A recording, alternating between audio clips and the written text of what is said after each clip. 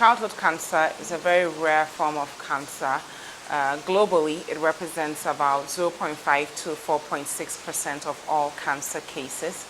A few years ago, I saw a very bubbly, lively young woman by the name of Nicole on my social media timeline. She was raising awareness to cancer, even though she was also battling the disease herself. Very little is known about childhood cancer in Ghana. Most times, families discover it at the very late stage, and there's not much that they can do about it. Nicole was one of the young voices creating awareness and letting people know that it's possible to beat cancer. Unfortunately, on March 10th, Nicole lost her battle to cancer. But today we're here to talk to her mom about exactly who this young woman was before cancer, how she gained the optimism and positivity to not only brace this very deadly battle, but also share her story with the world and learn more about the book that she worked on that will be launching this Saturday. So I've been joined by Gloria Pwamang, who is the mother of Nicole Wesoamo Pwamang. Thank you for the opportunity to talk about her. Nicole is our first child. When we had her, a lot of things changed. She made us a lot more happier because she was fun to be with, and that was how she grew. Bring it back to the early days. When did she discover she had an issue, or you discovered that there was something wrong with her? I think she came home one evening and complained about having thigh pain. Mm-hmm.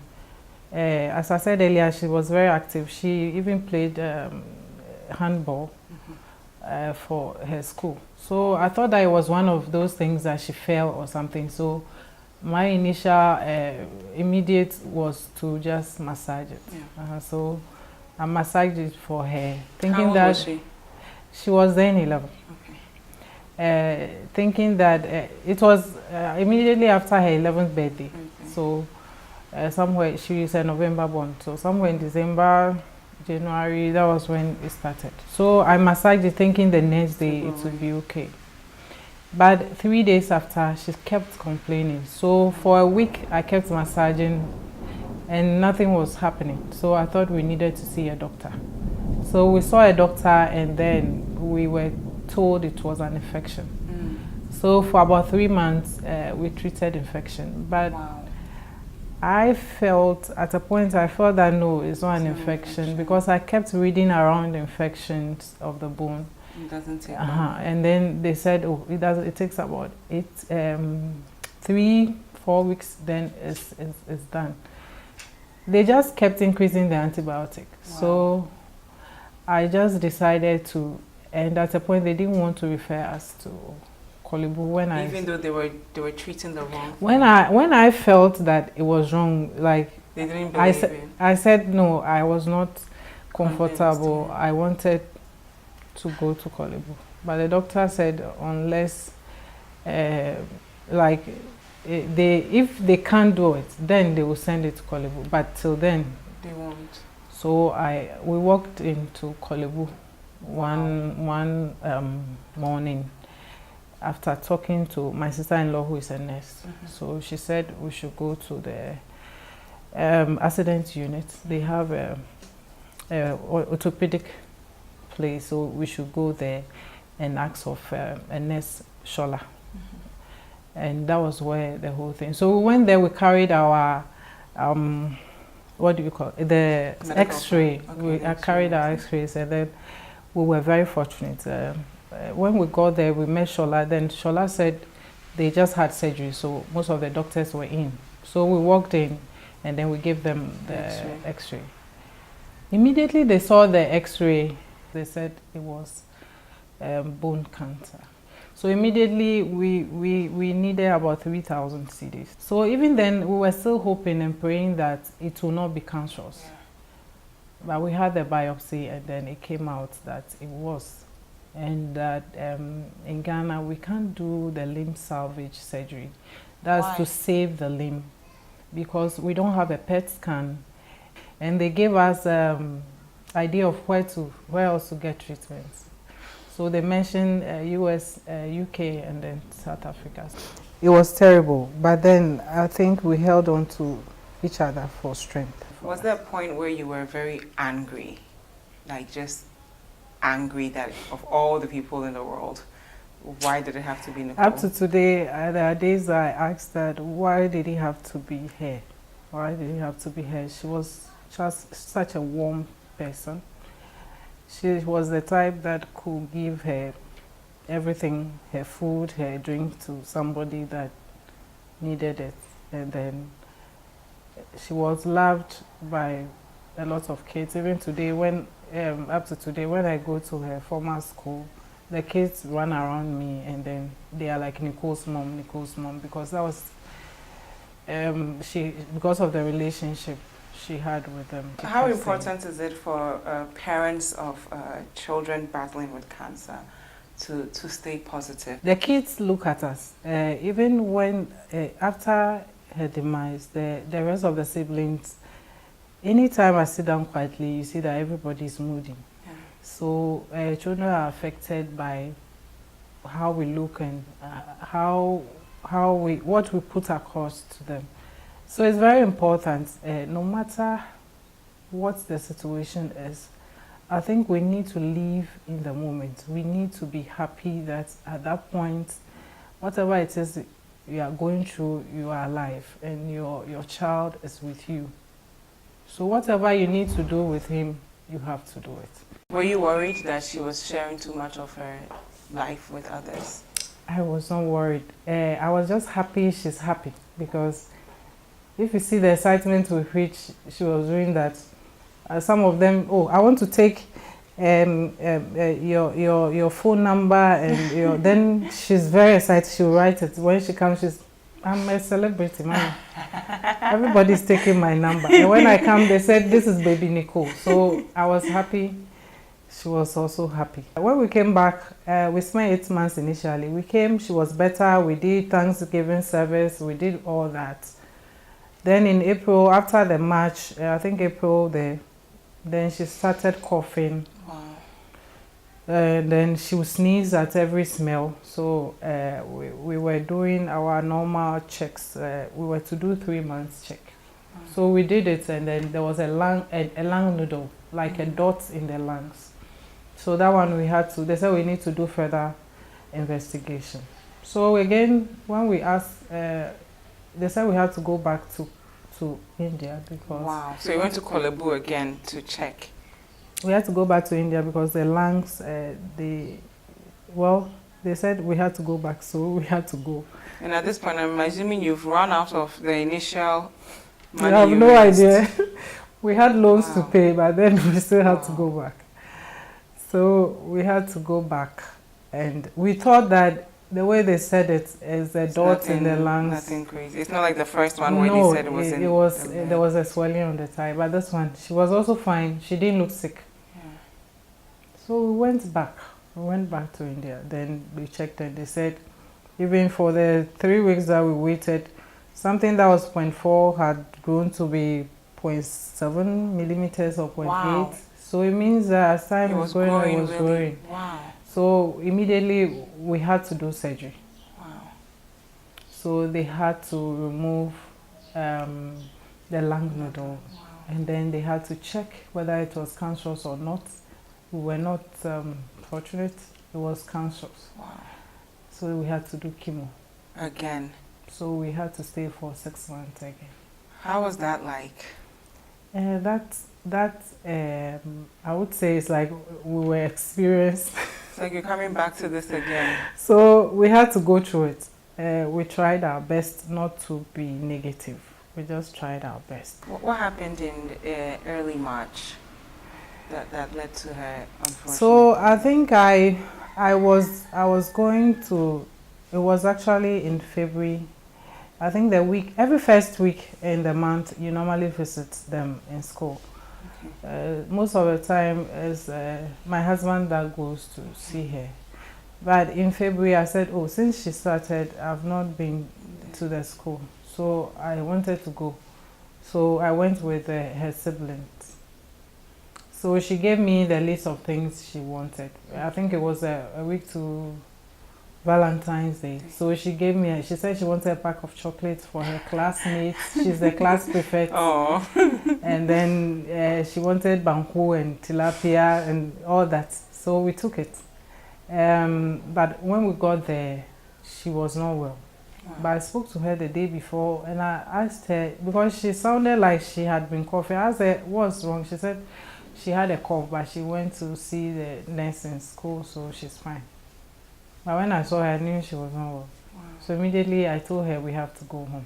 So they did the x-ray and then the doctor had to call another senior doctor. So initially they said it was pneumonia. But when they sent the x-ray to the other doctor, he said no. So we needed to call our doctor in Kolebu, Dr. Salifu, Dr. Nihat Salifu. She has been very supportive. We could call her at midnight and she would pick up. She's just one special doctor and we are very grateful. So immediately we told the doctor here to contact her. So they sent the scan, they just took the x-ray picture and sent it to her. So she said, we have to come. Wow. We have to come to Kolebu. But when we go home to pick our bags, she called and said there was no bed, so we should wait. Wow. But then we were ready. So if there's available, we just rush. So we waited and then she called that no, we should rather come to the other hospital, Reach, so that if there's a bed at Kolebu, we'll move.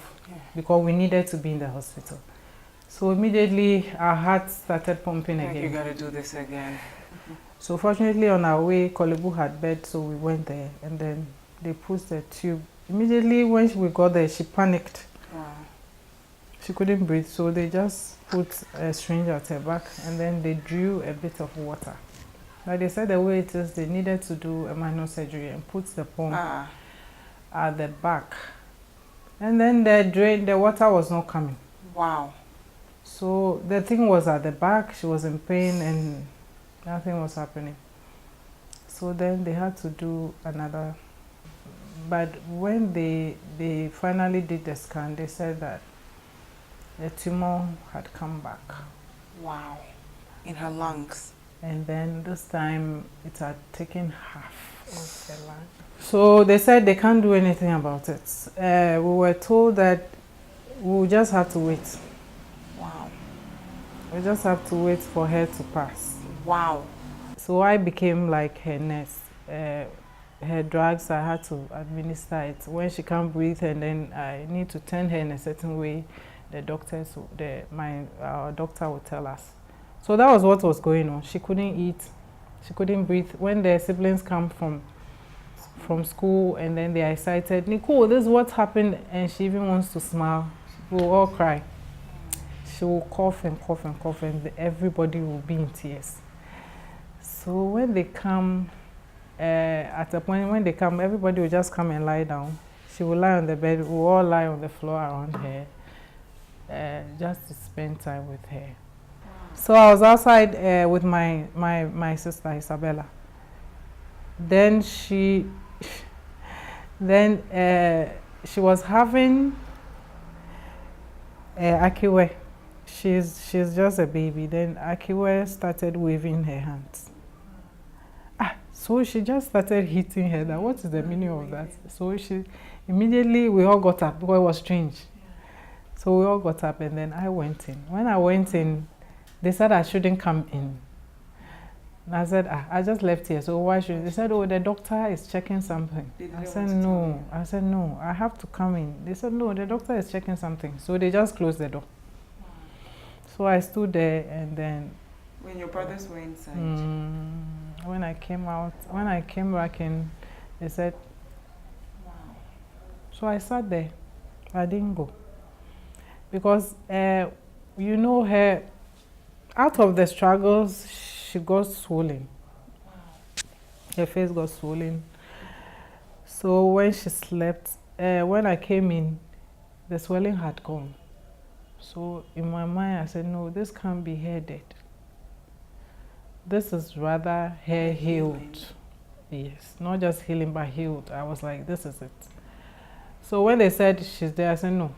They wanted to cover her. They came and took her nails. They were cleaning her. I said no, they shouldn't touch her. So I will wait. For her to wake up. Of course. So I sat there. I sat there for like till day broke.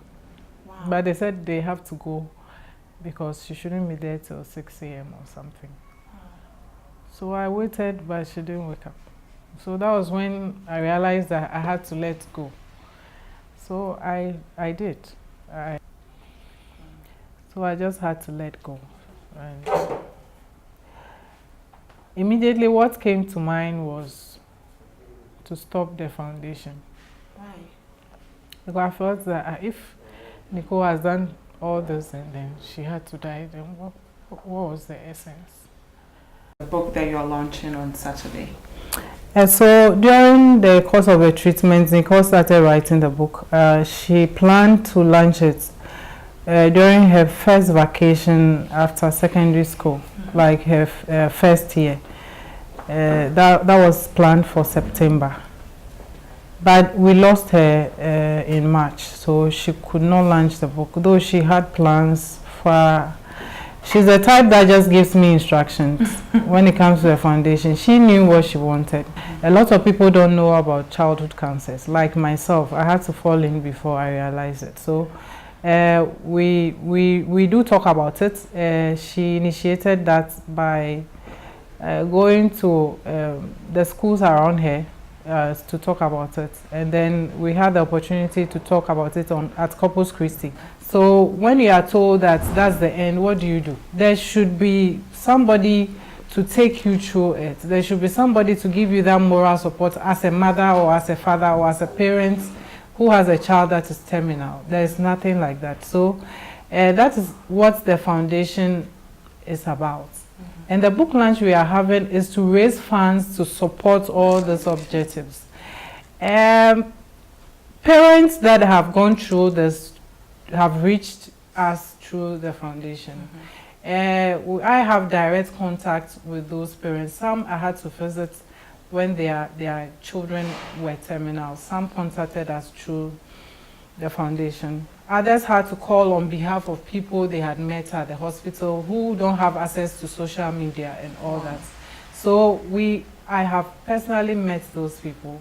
There are some that are terminal, but you wouldn't know. They left alone. What's the name of the foundation? How can we learn more about the foundation? Wesoamo Cancer Foundation. Wesoamo Child Cancer Foundation. It's WCCF. Wesoamo Child Cancer Foundation. Our page is on Facebook. You can just like the page and then you follow as time goes on, so that you know where you can get the book to buy after the launch. Whatever programs we have, it will be there. Where will the launch be? We are having it at Fitzgerald in Cantonment. It's opposite the South African Embassy, the visa section. That's where we are having it on Saturday at 6 p.m. We need all the support we can. We need, don't wait for you to get a lot of money before you give. Kids gave as little as 2 cedis. And so we have to look up to those children who gave as little as 2 cedis from nothing, so that we can support. Now finally, any word of advice for the families that are going through what you went through and are watching us? It's difficult, but we just have to try and live again, no matter how devastating the experiences. Some are able to pull through, and so we just have to stay positive. And we as parents, we should be vigilant. We shouldn't get to the point of deterioration before we look for help. As the doctors treat us, we should also read around what they are treating us for, so that we don't get to the point where we were treated for ulcer when it was colon cancer. So much, Gloria, for sharing this inspiring, funny, and informative story with us. I'm personally impressed with Nicole's resilience, her wit, and her positive attitude towards all the challenges that she faced. And thank you at home for staying with us. We hope that you're inspired. If you have someone battling with childhood cancer in your family, the least you can do is just be there for them, be positive around them, be supportive. For our policymakers, we do need to do better, right? We have really talented doctors in this country, but we need the resources so that we can save more lives. This is Breakfast Daily. We just spent some time with Gloria, who's the mother of Nicole. We hope that you'll be able to join us this Saturday as we raise funds to create more awareness for childhood cancer.